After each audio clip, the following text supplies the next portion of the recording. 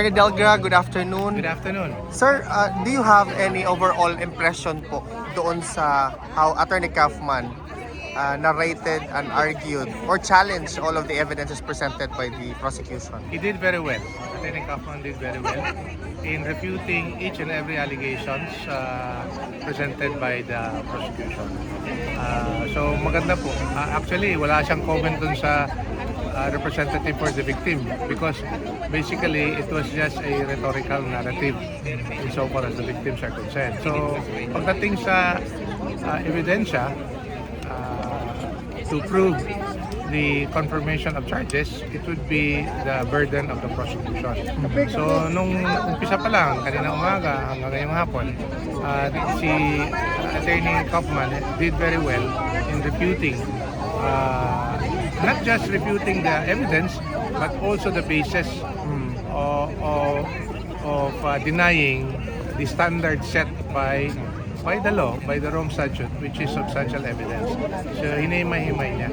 Sir, in today's presentation of Attorney Kaufman, it was made mention about the incident happened in Agdao, Davao. Do you have any reaction to that? Okay. That having said, I did make particular mention and refuted the prosecution's version of that video that they themselves presented. Meaning, they would have presented truthfully and accurately the way the video was taken. And immediately after the hearing, the other day, ang umalma yung author ng video, si Ben Tisorna. And that's the reason why. And I was surprised because it came out in the social media that pumalag siya na for the unauthorized use of the video. And I called out Mr. Tisorna. Hindi ko alam kung saan siya. Hindi ko rin siya kilala.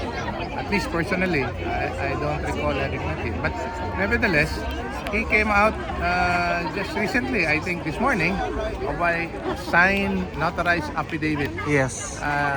First saying na no one in the ICC was authorized to use the video because he is the author of the video. But what was more compelling because of the unauthorized use, as well as the twist or the twisted presentation of the prosecution, as alleged by Mr. Tisorna, he is now saying, and it is contained in his affidavit, that he is seeking a public apology from the ICC prosecutor for his misrepresentation, meaning the misrepresentation in the use of the video that he himself has taken on account of that incident in Agdao, Davao City. And as mentioned by Attorney Kaufman, it was not a video of an actual shooting. It was a playback of the videos taken by the 911 CCTV system in Davao City in order to test the effectiveness of the video to monitor and deter crimes. Kasi meron na nga tayong 911 sa Davao. At by the way, yung 911 sa Davao, programa talaga yon ni Mayor Duterte when he was still mayor to push it as a deterrent against crime. So, klarong-klaro na yung ginawa ng prosecution dito based on the statement of Mr. Tisorna that there was an authorized use of the video, and secondly, there was a misrepresentation in the way that video was used in prosecution's presentation last Tuesday. And that's the reason why si Mr. Tisorna came out, not just publicly, but now under oath saying those things.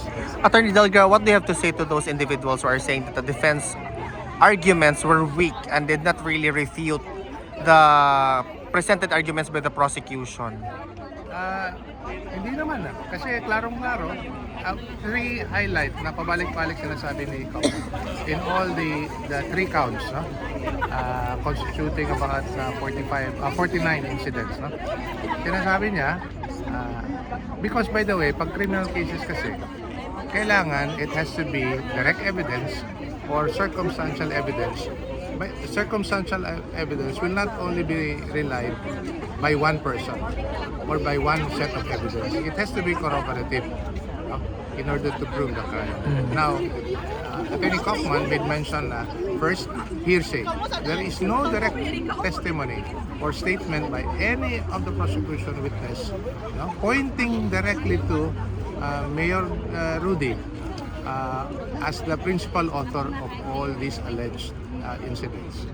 Pangalawa, ang prosecution witness, as mentioned by Attorney Kaufman, were inconsistent insofar as their testimonies are concerned. And third, if there are two or more witnesses, contradictory ang mga statements nila. So, hinihimay-himay ni Attorney Kaufman patungkol. Attorney Delgra, just to wind up, if you were to grade the performance of Attorney Nicholas Kaufman, what grade would you give him? Ay, hindi ako professor pero magaling nga talaga siya mag-argue sa ICC. Now that having said, may maraming konsiderasyon pa patungkol dito sa kaso nito. If it's on the merit, as mentioned by Attorney Panelo, we're very confident na we will be able to get a dismissal of the charges. But that is not the only consideration pagdating sa kaso nito. May political consideration, and even insofar as procedure is concerned, there is an issue of jurisdiction that has yet to be resolved. And yet, they proceeded with the confirmation of charges hearing. So, dun pa lang, magtataka ka. Para lang maintindihan, lalong-lalo na sa mga Pilipino, under our Philippine judicial system, when we raise the issue of jurisdiction, kailangan yung korte isi-settle muna yung issue ng jurisdiction before you resolve any other incident pertaining to the case. Kasi pag wala nga, kung if they would be able to show na wala, there's nothing to proceed to trial. Attorney, what expectation do we need to have for tomorrow's last day of the confirmation? I would like to reiterate expectation for tomorrow. Expectation for tomorrow. I'm sure Attorney Kaufman, given that this is the last day tomorrow, he will probably deliver what you call coup de grace. Meaning, ibig sabihin, the best shot that he would be able to deliver for tomorrow, he will deliver it tomorrow. Do you have a message? I would not know what it is, but confident about what confident. I mean the fact that we are happy about what you have said and presented and argued in court today. You'll probably make that summation tomorrow even better. Do you have a message to the people consistently following the proceedings? The Filipino people, sir. Tuloy lang talaga ang pagdadasal, ang pagsusuporta, at mapaabot natin sa ating mahal na Tatay Digong. He knows that. The people that we have visited him, yung members ng kanyang pamilya, at saka ng defense team, he had been told of the continued outpouring of support and prayer of the millions of Filipinos in the Philippines and abroad. So talagang that keeps him motivated to continue fighting in this case. Thank you, Attorney. Mabuhay ka. Thank you.